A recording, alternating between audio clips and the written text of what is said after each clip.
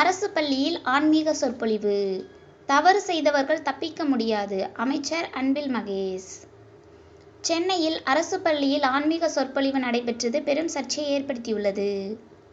பள்ளிக்கு யாரை அழைக்க வேண்டும் என ஆசிரியர்கள் தெரிந்து வைத்துக் கொள்ள வேண்டும் என அமைச்சர் அன்பில் மகேஷ் தெரிவித்துள்ளார்.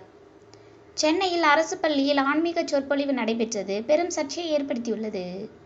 அரசு பள்ளியில் ஆன்மீக சொற்பொழிவா என பள்ளி கல்வித்துறை அமைச்சருக்கு இணையதளத்தில் பலரும் கேள்வி எழுப்பி வருகின்றனர்.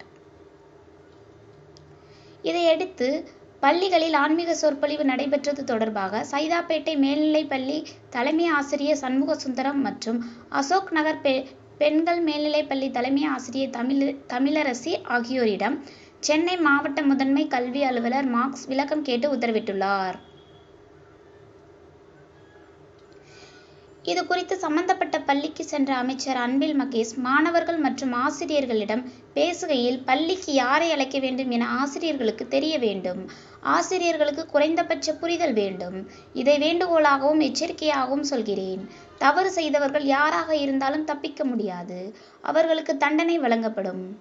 பிற்போக்கு சிந்தனை உடைய கருத்துக்களை யாராவது கூறினால் அதை எதிர்த்து கேள்வி கேட்கப்படும். நல்ல மதிப்பெண் பெறுவது புத்திசாலித்தனம் இல்லை, பகுத்தறிவு அறிந்து செயல்படுவதே புத்திசாலித்தனம் என பேசினார்.